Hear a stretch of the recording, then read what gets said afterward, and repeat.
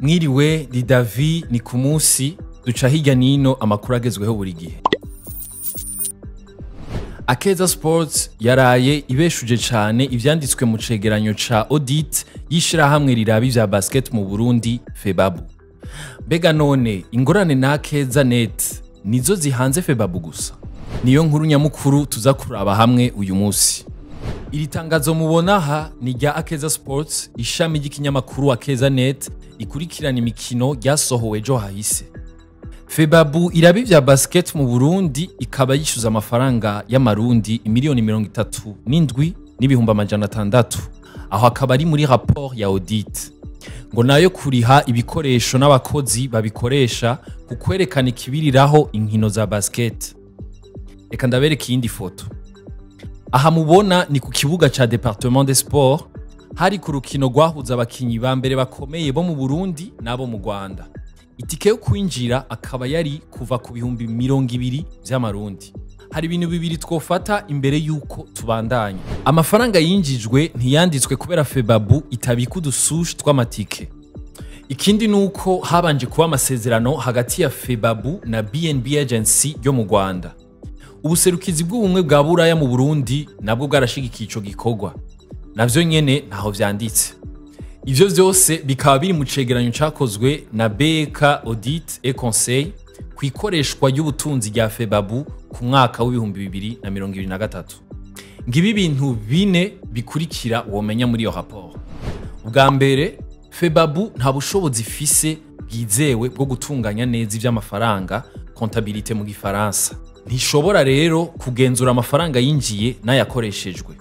Ubwa kabiri, FEBABU ntiyubahiriza ibisabwa n'amashirahamwe ku bakozi bayo. Umukozi umwe akaba ari we wenyene afise amasezerano y'akazi. Abakozi ntibarihigwa intega bizoza muri INSS canke ngo barihigwe ikori ku mushahara muri OBR. Ubwa gatatu, FEBABU nta buryo yashizeho bwo gucunga ububiko bwayo bw'imipira canke ibindi bikoresho. Twababwiye ko itabika n'udusushi tw'amatike vyoba vyaratumye haba amahera anyika ashika ku miliyaridi 72 z'amarundi. Ubwa kane, FEBABU ntikurikiza amategeko agenga amasoko kuko akorwa ata amasezerano kandi nta n'ivyemezo vy'ivyaguzwe biboneka. Muri rusangi FEBABU iremera ayo makosa nuko igiye kuyakosora. Ariko kandi iravuga ko hari bigoye gushira mu ngiro kubera ko bisaba intambwe nyinshi kandi kenshi biba bikenewe kwirukana umwanya. Ku kijanye no gushiraho umukontable, FEBABU ivuga ko izogerageza naho uburyo bwo kumuhemba bugoye. Kuca abakozi bayo benshi ngo nabakorera bushake. Ku kinyamakuru Iris News kuri ayo matati ari hagati ya Akeza Net na FEBABU canditse ko Akeza Net yishuza ayaba miliyoni 28 z'amarundi. Dutandukire inkuru ngufi nazo. Ikiringo c'imisi 45 nico umukuru w'igisagara yahaye abajeje intwaro kuva mu makartier gushika muri zone kuba batunganyije neza ibijanye n'isuku. Nkuko vyandikwa na radio televiziyo Isanganiro, Jimmy Hatungimana yavuze ko ico kiringo giheze atacakozwe abo bajejwe intwaro n'isuku bazoca basezererwa.